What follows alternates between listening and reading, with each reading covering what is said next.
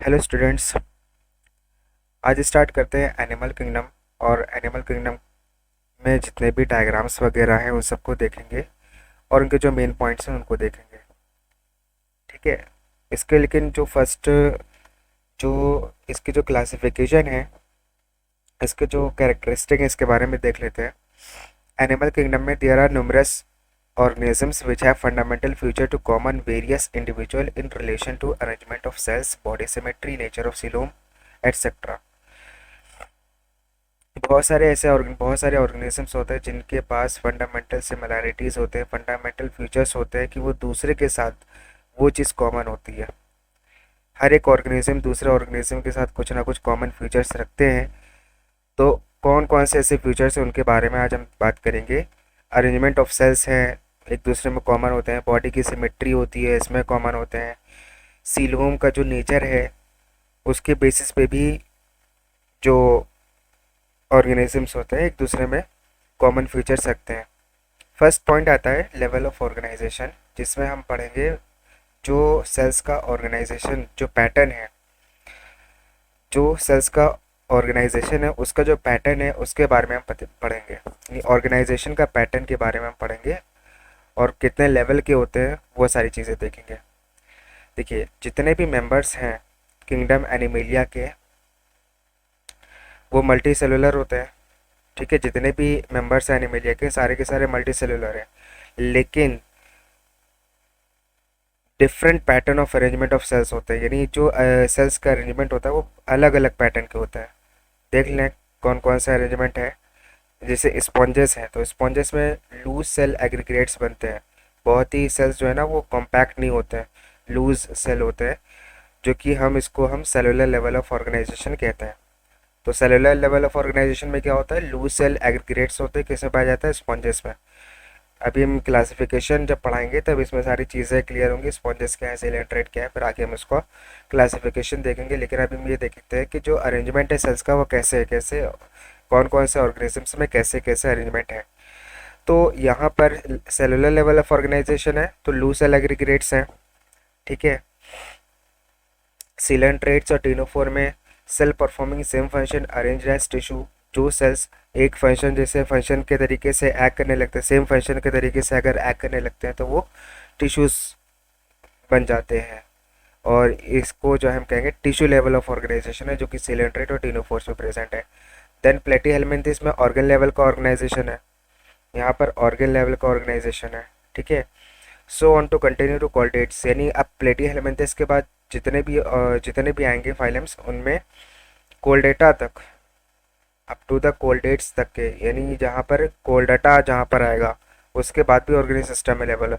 ये पूरा पूरा जितना कोलडेट, जितने भी कोलडेट है, सिर्फ कोलडेटा तक नहीं, कोलडेट पूरे जितने मैमिलिया तक है, तो वो सारे का सारा organic system of level of organisation होगा। देन सिमेट्री आता है। अब सिमेट्री के बारे में क्या चीज़ है, सिमेट्री क्या चीज़ है, सिमेट्री एक प्लेन होता है जिससे ऑर्गेनिजम्स को डिवाइड किया जाता है।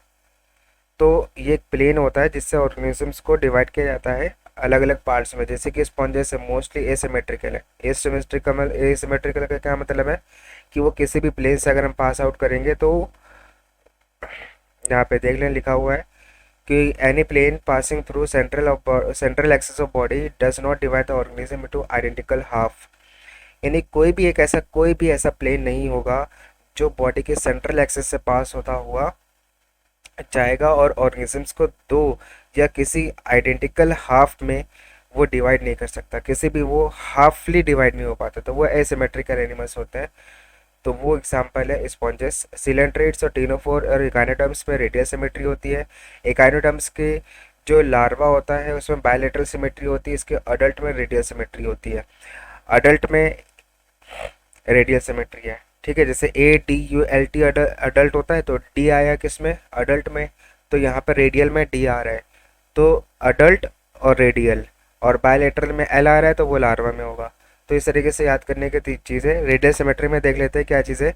रेडियल सिमेट्री कोई भी ऐसा प्लेन हो जो central axis of the body से पास आउट तो हो और वो दो हाफ बॉडी में, मतलब कोई भी प्लेन होगा वो सेंट्रल बॉडी ऑफ एक्सिस से पास होता हुआ डिवाइड करेगा ऑर्गेनिजम्स को दो आइडेंटिकल हाफ में। तो कोई भी प्लेन हो, चाहे चाहे जहाँ से, चाहे लेटरल हो, चाहे ट्रांसवर्स हो, चाहे जहाँ से आप भी प्लेन हो पास करो central axis of the body से, तो वो दो पार्ट में, दो आइडेंटिकल पार्ट में डिवाइड कर देता है बॉडी को। ठीक है। देन आता है बायलेटरल सिमेट्री। बायलेटरल सिमेट्री को अभी हम इसको थोड़ा सा और एक्सप्लेनेशन करेंगे एनसीईआरटी से, और इसका डायग्राम भी देखेंगे, तब और क्लियर हो जाएगा अच्छे से। चलिए देख लेते हैं साथ में ही।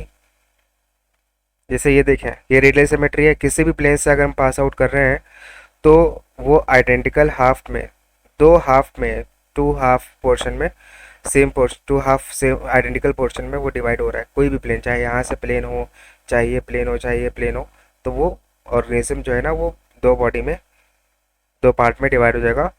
और इसको ज़रा देख लें यहाँ पर भी, अगर किसी को लग रहा हो जो मैंने नोट्स बनाया हुआ है एनसीईआरटी से मैच ना कर रहा हूँ, तो ये देखो एसिमेट्रिकल है तो any plane that pass through the central axis centre, any pass through centre does not divide them into equal half, यानी जो इक्वल हाफ में डिवाइड ना कर सके।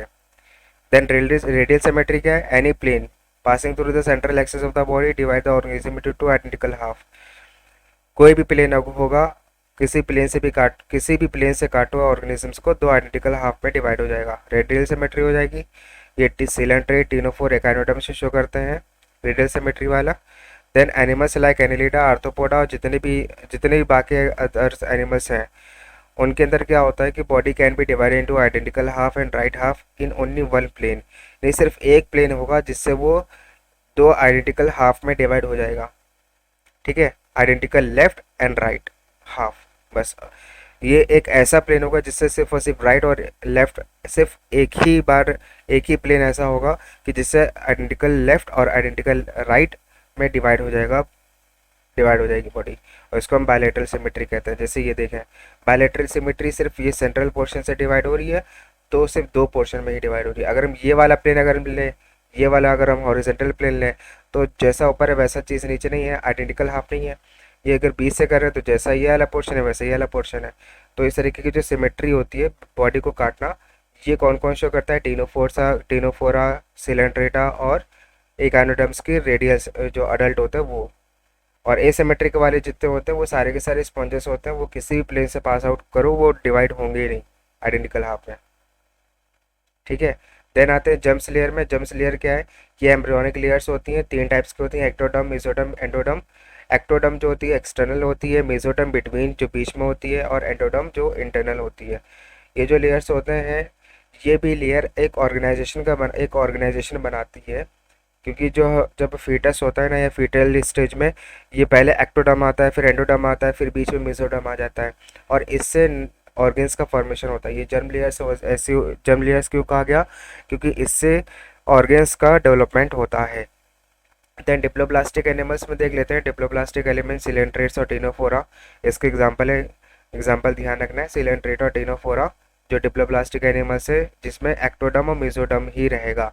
डिप्लोब्लास्टिक एनिमल्स में एक्टोडर्म होती है, मेसोडर्म होती है, और इन लेयर्स के बीच में अनडिफरेंशिएटेड लेयर होती है जिसे हम कहते हैं मीजोग्लोई। तो इन दोनों के बीच में एक अनडिफरेंशिएटेड लेयर है, दैट इज कॉल्ड मीजोग्लोई लेयर। तो ये डिप्लोब्लास्टिक एनिमल्स की ये है। देन आता है ट्रिप्लोब्लास्टिक में। हाँ, इसके एग्जांपल बहुत इंपॉर्टेंट है, ये याद रखना कि डिप्लोब्लास्टिक एनिमल्स के एग्जांपल है सिलेंट्रेटा, टीनोफोरा। ठीक है। देन ट्रिप्लोब्लास्टिक में आते हैं, तो ट्रिप्लोब्लास्टिक में प्लेटी हेलमिंथेस से कोलडेटा तक के जितना भी होगा वो ट्रिप्लोब्लास्टिक होगा और उसमें तीनों लेयर होती हैं। कौन सी? एक्टोडर्म, एंडोडर्म, मेसोडर्म, तीनों लेयर होगी। ये प्लेटी हेलमिंथेस से स्टार्ट है। ठीक है। फर्स्ट जर्मिनल लेयर है एंडोडर्म। अच्छा, पहली जो जर्मिनल लेयर होती है वो एंडोडर्म होती है, क्योंकि सबसे पहले इंटरनल बनती है ना, फिर एक्सटर्नल तक के आती है। तो पहले जो होती है वो एंडोडर्म बनती है, सेकंड जो जर्मिनल लेयर है वो एक्टोडर्म है, और जो थर्ड जर्मिनल लेयर है वो मेसोडर्म है। ठीक है। अच्छा, एनसीईआरटी से भी देख लेते हैं अगर किसी को थोड़ा सा डाउट हो तो ये हो गया हमारा डिप्लोप्लास्टिक में, देख ले। हाँ, ये एग्जांपल देख, ये डायग्राम देख ले। जैसे मीजोग्लोई है, ये हमने क्या बताया था? डिप्लोप्लास्टिक एनिमल से। डिप्लोप्लास्टिक में एक्टोडर्म होगा, ये एंडोडर्म है ये वाला, देख ले। ये देखिए, ये है एक्टोडर्म बाहर वाली लेयर, और ये है एंडोडर्म सबसे अंदर वाली लेयर, और ये मीजोग्लोई। ठीक है, मीजोग्लिई इसको कहता है। ये देखें यहाँ पर, ये है डिप्लोप्लास्टिक और ये है ट्रिप्लोप्लास्टिक, जिसमें ये बाहर वाली है एक्टोडर्म, ये अंदर वाली है एंडोडर्म, और जो बीच की जो लेयर है ये है मीजोडर्म। ठीक है।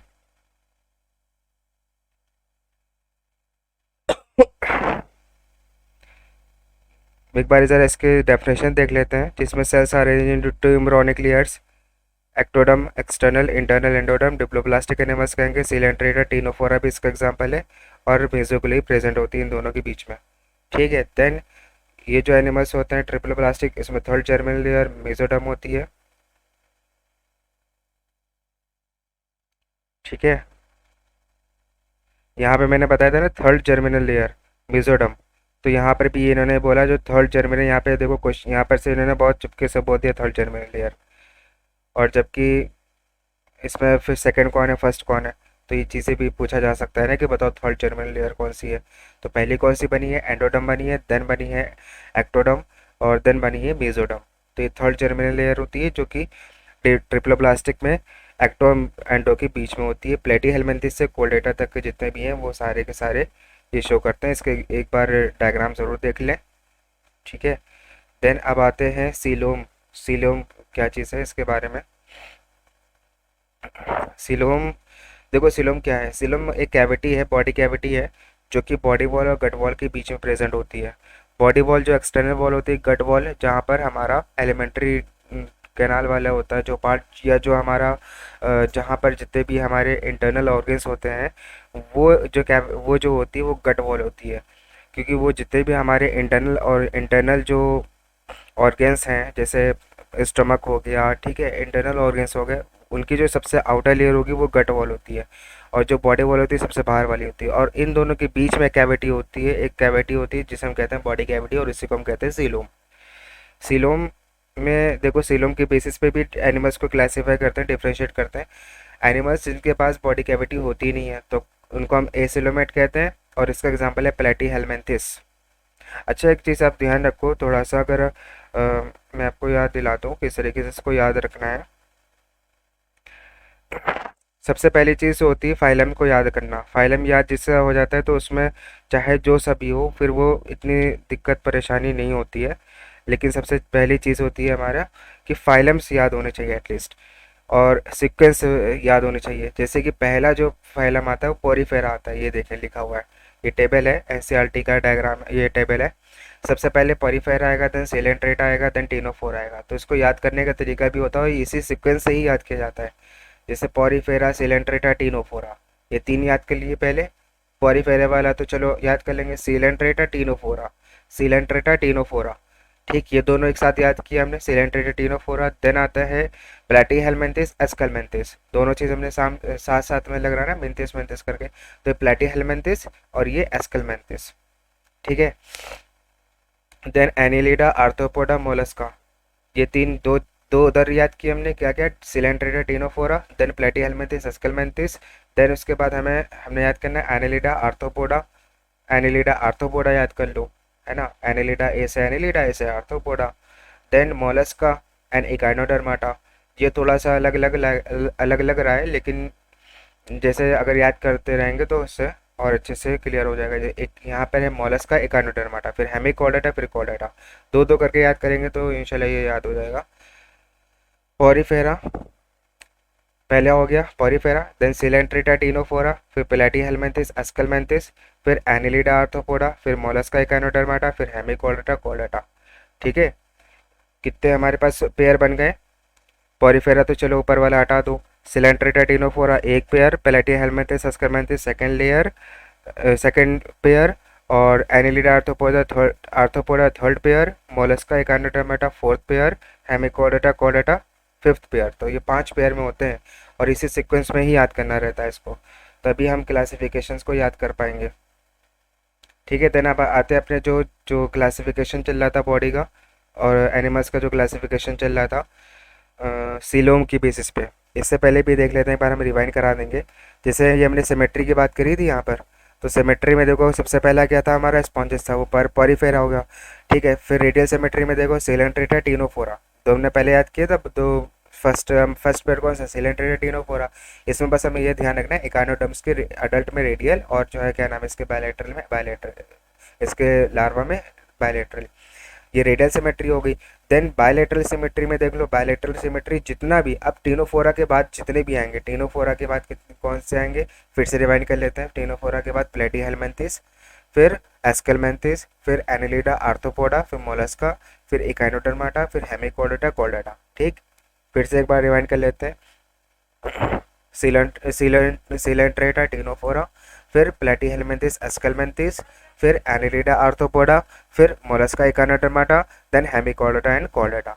ठीक, अब डिप्लोप्लास्टिक एनिमल्स में सिलेंट्रेटा, हाँ ये जो हमने डिप्लोप्लास्टिक में बोला था, ये सिलेंट्रेटा में प्रेजेंट होती है डिप्लोप्लास्टिक, और जितने भी प्लेटीहेलमिन्थेस है, क्योंकि हम यहाँ पे टीनोफोरा की तो बात ही नहीं किया गया, लेकिन टीनोफोरा भी इसमें आती है, ये डिप्लोप्लास्टिक में आता है, क्योंकि प्लेटीहेलमिन्थेस से कोल्डेट तक के जितना भी है ये सारे के सारे डिप्लोप्लास्टिक शो कर रहा है, तो जाहिर सी बात है वो डिप्लोप्लास्टिक शो कर रहा होगा, है ना। देन सीलोम के बेसिस पे आते हैं, तो सीलोम क्या है, प्रेजेंस और absence of a cavity between the body wall and gut wall is very important classification, classification के लिए इंपॉर्टेंट ही होती है। बॉडी कैविटी जो कि लाइन होती है मेसोडर्म से, दैट इज कॉल्ड सीलोम। एक बार हम इसको अपने नोट से पढ़ लेते हैं, फिर उसके बाद हम बात करते हैं एनसीईआरटी के। Animals does not contain body cavity, उनको हम एसिलोमेट कहते हैं। एसिलोमेट का एग्जाम्पल है प्लेटीहेलमिन्थेस।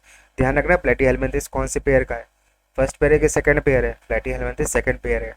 ठीक है, तो ये एसिलोमेट हो गया। प्लेटीहेलमिन्थेस जो कि एनिमल्स, ये जो बॉडी इनकी जो बॉडी होती है बॉडी कैविटी नहीं होती है, body cavity not line by mesoderm but mesoderm present as scattered pouch between ectoderm and endoderm. हमने क्या बताया था, मेसोडर्म कहाँ से स्टार्ट है, प्लेटीहेलमिन्थेस से कोल्डेटा तक के स्टार्ट है।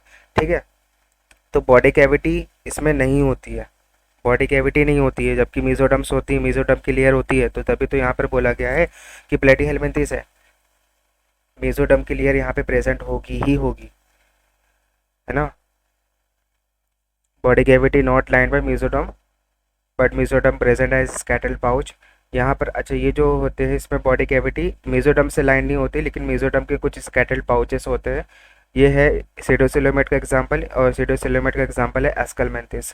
प्लेटीहेलमिन्थेस हो गया एसिलोमेट का, एस्केलमेंथिस हो गया सीडोसिलोमेट का, जिसमें मेसोडर्म पाउच के फॉर्मेट में प्रेजेंट होती है। बॉडी कैविटी जो मेसोडर्म से लाइंड होती है उसको हम सिलोमेट्स कहते हैं, एनिलिडा से कोल्डेटा तक के जितने भी हैं। अब एनिलिडा से कोल्डेटा तक कितने आए, Annelida Arthropoda, Mollusca Echinodermata, Hemichordata Chordata, 3 pair हमारे जितने हो गए, ये हमारे सिलोमेट के हो गए, जो कि बॉडी कैविटी मेसोडर्म से लाइंड हो गई। अब इधर इसको एक बार देख लेते हैं कि बॉडी कैविटी जो मेसोडर्म से लाइंड हो जाती है उसको हम कहते हैं सीलोम। देखें ये जो सीलोम है ना, ये सीलोम क्या है, सीलोम एक बॉडी कैविटी है। ये देखिए ये सीलोम जो है ना ये बॉडी कैविटी है, और ये जो बॉडी कैविटी होती है इसके जो बाहर जो लाइंड होता है, लाइंड का क्या मतलब है, इसको जो बाहरी लेयर होती है ये मेसोडर्म की लेयर होती है। तो बॉडी कैविटी किससे लाइंड है, मेसोडर्म से लाइंड है। ठीक है, तो ये जो कैविटी बनती है इस कैविटी को सीलोम कहते हैं। एनिमल्स जो सीलोम लेते हैं, जिनके जिनके बॉडी में सीलोम होती है उनको हम सिलोमेट्स कहते हैं। देखिए एनिलिडा आर्थ्रोपोडा, फिर से एक बार देख लेते हैं। एनिलिडा से स्टार्ट होता है ना, एनिलिडा आर्थ्रोपोडा, सिलोमेट में जो है सिलोमेट जो होते हैं वो एनिलिडा से स्टार्ट होते हैं। तो एनिलिडा आर्थ्रोपोडा, मोलस्का इकाइनोडर्माटा, फिर हेमिकोडोटा कॉर्डेटा। ठीक है, in some animals body cavity not lined by mesoderm, mesoderm scattered pouch में प्रेजेंट होता है बिटवीन एक्टोडर्म एंड एंडोडर्म। ये देख लेते हैं, ये देख लीजिए, ये जो है ना मेसोडर्म जो है ना ये स्कैटल्ड पाउच में होती है। ये फिर से ध्यान रखना, सिलोमेट में सीलोम क्या चीज़ है, mesoderm line by body cavity line by mesoderm. इसको याद कर लो, बहुत अच्छे तरीके से कर लो कि जो बॉडी कैविटी जो लाइन होती है मेसोडर्म से ये होती है सीलोम। बॉडी कैविटी जो मेसोडर्म से लाइंड हो जाए ये बॉडी कैविटी है, और इसके जो ऊपरी पोर्शन है वो लाइन किससे है, मेसोडर्म से, तो वो सीलोम हो गया। यहाँ पर स्कैटल पाउच के फॉर्म में प्रेजेंट है, तो सीडोसिलोम का एग्जांपल हमने क्या बताया था, एस्केलमेंथिस। और जो बॉडी कैविटी जिसमें प्रेजेंट होती नहीं, इसमें देखो बॉडी कैविटी प्रेजेंट ही नहीं है, तो ये हमारा एसिलोमेट हो गया। एसिलोमेट का एग्जांपल क्या है, प्लेटीहेलमिन्थेस। अब आपको एक चीज़ बताएं, ये तीनों क्या चीज़ें, ये तीनों हमारा डिप्लोप्लास्टिक लेयर है कि ट्रिप्लोप्लास्टिक लेयर में होंगी। जाहिर सी बात है मेसोडर्म प्रेजेंट है तो ट्रिप्लोप्लास्टिक होगी, और ट्रिप्लोप्लास्टिक के जो एनिमल्स है वो कहाँ से स्टार्ट होते हैं, प्लेटीहेलमिन्थेस से स्टार्ट होते हैं। तो यहाँ पे जो यहाँ पे जो फर्स्ट कैटेगरी आती है ए सिलोमेट वाली, वो प्लेटी हेलमिंथेस से ही तभी यहाँ पे स्टार्ट है। तो प्लेटी हेलमिंथेस से ही स्टार्ट है, क्योंकि मेसोडर्म कहाँ से बनी, ट्रिप्लोब्लास्ट क्लियर होगी, ट्रिप्लोब्लास्ट कहाँ से स्टार्ट होता है, प्लेटी हेलमिंथेस से स्टार्ट होता है। तो प्लेटी हेलमिंथेस में ये बॉडी कैविटी नहीं होती है। फिर जैसे जैसे डेवलपमेंट होता रहता है वैसे वैसे, देखिए पहले यहाँ पे तो मेसोडर्म, मतलब यहाँ पे मेसोडर्म थी पूरे में। फिर जैसे जैसे डेवलपमेंट हुआ तो यहाँ पे पाउच के फॉर्मेट में आ गया, पूरा पूरा नहीं खत्म हुआ, पाउच के फॉर्म में आ गया। फिर जैसे और डेवलपमेंट हुआ तो ये लाइंड हो गया, बॉडी कैविटी जो है ना इससे लाइंड हो गई है। ठीक है, ये हमारा सिलोमेट हो गया। देन आप आते हैं सेगमेंटेशन में। तो सेगमेंटेशन में कुछ नहीं है। सेगमेंटेशन क्या है, सेगमेंटेशन सिर्फ और सिर्फ जो बॉडी को, हाँ यहाँ पे एक चीज़ ध्यान रखना, बॉडी के जो बॉडी है ना वो एक्सटर्नली और इंटरनली सेगमेंट्स में डिवाइड होती हैं। तो वो सेगमेंट्स क्या होते हैं, जो एक्सटर्नल और इंटरनल, अगर हम किसी भी बॉडी को लें और उसको एक्सटर्नली और इंटरनली डिवाइड करते तो वो सेगमेंट में बन जाएगा।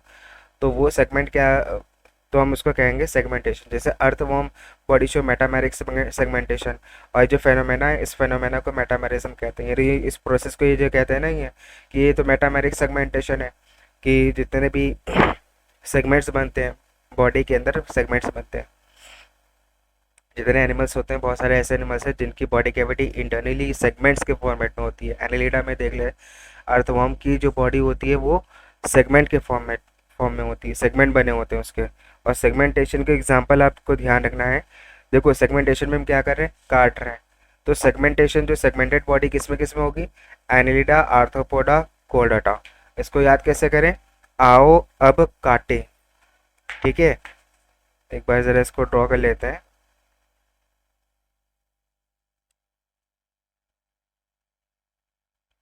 आओ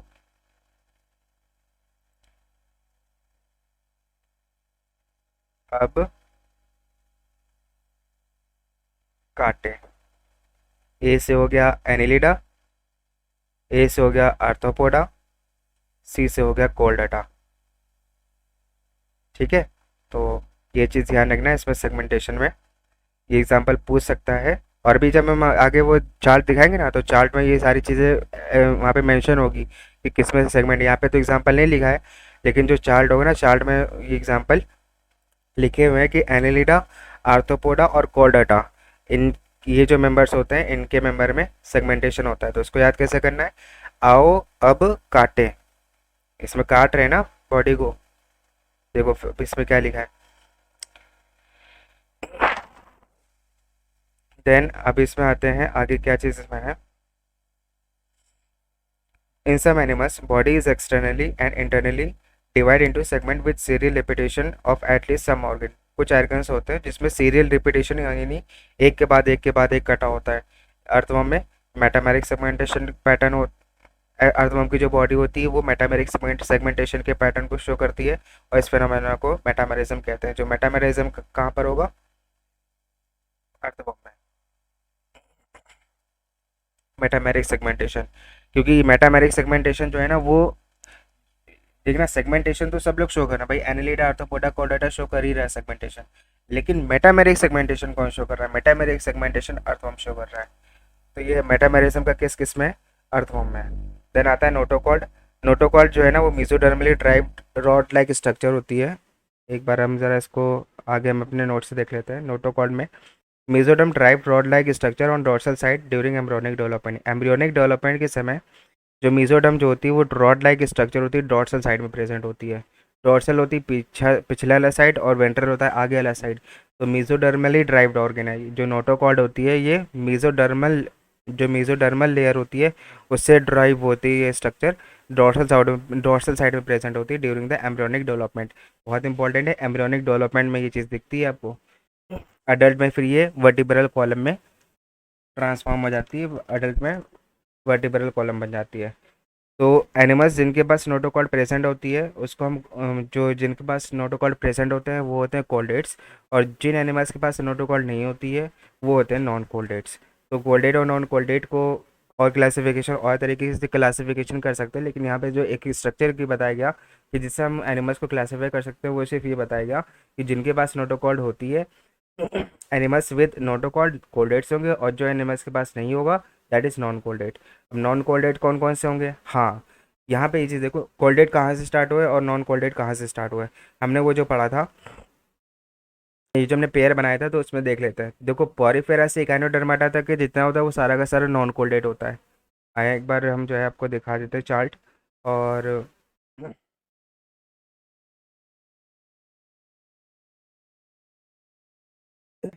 Porifera, Coelenterata, Ctenophora, Platyhelminthes, Aschelminthes, Annelida, Arthropoda, Mollusca, Echinodermata. अब जो हेमिकोल्डेटा आएगा, हेमिकोल्डेटा से ऊपर वाले ही नहीं, इकाइनोडर्माटा तक का ये जितना है ये हमारा नॉन कोल्डेट्स है। ठीक है, कोल्डेटा में नहीं आएंगे, जाहिर सी बात है, ये नॉन कोल्डेट्स होंगे। ठीक है, और सिलेंट्रेटा, टीनोफोरा, ये हमारे यहाँ से लेकर यहाँ तक का, एकानोडर्माटा तक का नॉन कोल्डेट्स है। फिर आता है हेमिक कोल्डेट, जो कोल्डेट और नॉन कोल्डेट के बीच के कैरेक्टर शो करते हैं। देन आता है कोल्डेटा। ठीक है,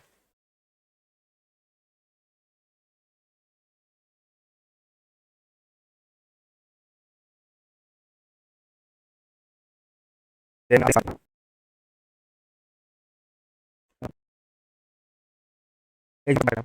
एग्जाम्पल्स हम यहाँ पे सिर्फ और सिर्फ डायग्राम, और अभी डायग्राम और कुछ जो स्पेशल फीचर्स होंगे सिर्फ हम उनको बताएंगे। अभी हम पूरा चैप्टर अभी बताने वाला नहीं है। हम एग्जाम्पल्स बताएंगे और जो है ना कंटिन्यू करते हैं। हाँ, इसको ज़रा हम एक बार इस चार्ट को एक बार देख लेते हैं। एनिमेलिया मल्टी सेलुलर होता है। देखो ये जो है ना किंगडम, ये सिर्फ और सिर्फ चार्ट दिया गया है। मल्टी सेलुलर है तो इसमें level of organisation cellular level है और टिश्यू, ऑर्गन और ऑर्गन सिस्टम है, इन दोनों पार्ट भी डिवाइड किया है इन्होंने। फिर लेवल ऑफ ऑर्गेनाइजेशन पे, देन सिमेट्री पे आते हैं, तो ये मोस्टली एसिमेट्रिकल एनिमल्स होते हैं। टिश्यूज़ और ऑर्गन, जो ऑर्गन सिस्टम बना रहे होंगे जिसमें रेडियल सिमेट्री होगी और बायलेटरल सिमेट्री होगी। बॉडी सीलोम देख लेते हैं, बॉडी कैविटी। सीलोम क्या है, हमारी बॉडी कैविटी। तो बॉडी कैविटी एसिलोमेट, यानी यहाँ पर एब्सेंट है बॉडी कैविटी। ठीक है, और ये जो है रेडियल वाले में एसिलोमेटा, ये भी रेडियल, ये भी एसिलोमेट जो है ना वो शो करता है। और एसिलोमेट कौन कौन शो करेगा, सिलेंट्रेटा, डीनोफोरा। ठीक है, रेडियल सिमेट्री जिसमें होगी, तो रेडियल सिमेट्री इन्हीं दोनों में तो होती है। सिर्फ एनालाइज, ये सिर्फ समराइज किया गया है जो चीज़ पढ़ा गया है, और कुछ नहीं है। बायलेटरल में देखो बॉडी कैविटी, देखो एक चीज़ और यहाँ पे ध्यान रखना है आपको, इसमें से क्वेश्चन बन सकता है कि देखो सेलुलर लेवल वाले जो है ना वो एसिमेट्रिकल शो कर रहा है और एसिलोमेट शो कर रहा है। और जो टिश्यू ऑर्गन ऑर्गन बन रहे हैं उसमें सिमेट्री बन रही है, रेडियल सिमेट्री बन रही है, यानी कोई भी प्लेन किसी भी एंगल किसी भी सेंट्रल एक्सिस से पास आउट होता है। किसी प्लेन प्लेन को अगर हम कट करें बॉडी को, किसी भी प्लेन से बॉडी को कट करें जो सेंट्रल कैविटी से सेंट्रल एक्सिस से पास आउट होता हो, तो वो इक्वल हाफ में डिवाइड कर जाए, तो वो रेडियल सिमेट्री होगी। तो रेडियल सिमेट्री वाला, रेडियल जो टिश्यू ऑर्गन जो बना रहे होंगे वो रेडियल सिमेट्री शो कर रहे होंगे, बायलेटरल भी शो कर रहे होंगे। तो रेडियल वाला जो होगा वो एसिलोमेट बनाएंगे। जो रेडियल सिमेट्री शो कर रहे होंगे वो एसिलोमेट होंगे। एसिलोमेटा यानी एसिलोम, यानी वहाँ पे कोई भी बॉडी कैविटी नहीं होगी रेडियल वाले में। तो रेडियल सिमेट्री में बॉडी कैविटी एब्सेंट होती है, ये हम बताना चाह रहे हैं। ये लगा कहीं से कि रेडियल जो सिमेट्री शो कर रहा है जो ऑर्गेनिजम्स, उनके अंदर बॉडी सीलोम एब्सेंट होगी, एसिलोमेट होंगे।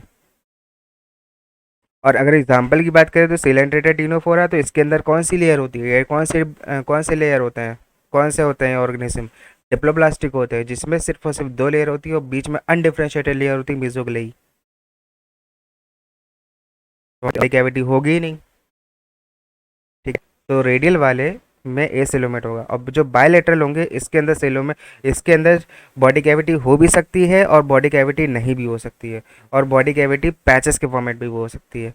तो बायलेटरल में बॉडी कैविटी हो भी सकती है, नहीं भी हो सकती है, और रेडियल में तो हो ही नहीं सकती है। रेडियल में सिर्फ और सिर्फ एसिलोमेट है, उसमें बॉडी कैविटी एब्सेंट ही रहेगी। इसके एग्जांपल देख लो, बॉडी कैविटी एसिलोमेट कौन शो कर रहा है, प्लेटिहेल्मिन्थेस। एस सीडोसिलोमेट कौन शो कर रहा है, एस्केल्मिन्थेस। सिलोमेट कौन शो कर रहा है, फिर से देख लेते हैं। पॉरीफेरा यहाँ पे आ गया, सिलेंट्रेटा टीनोफोरा, ये एग्जांपल हमने पेयर में याद करवाए थे, प्लेटीहेल्मिन्थेस देन एस्केल्मिन्थेस। ठीक, फिर एनेलिडा आर्थ्रोपोडा, ये सिलोमेट सिलोमेट कहाँ से, एनिलिडा से स्टार्ट हुआ है, तो एनिलिडा आर्थ्रोपोडा, तो मोलस्का इकाइनोडर्माटा, फिर हेमिकोल्डेटा कॉर्डेटा। इकाइनोडर्माटा में एक चीज़ ध्यान रखना है कि इसका जो रेडियल है, फिर से हम बता रहे हैं, इसका जो अडल्ट है वो रेडियल सिमेट्री शो करता है, और इसका जो लार्वा होती है वो बायलेटरल सिमेट्री को शो करता है। ये लिखा हुआ है, Echinodermata exhibit radial and bilateral symmetry depending on the stage. Stage पे डिपेंड करता है। रेडियल किस में होगा, अडल्ट में, बायलेटरल किस में होगा, लार्वा में।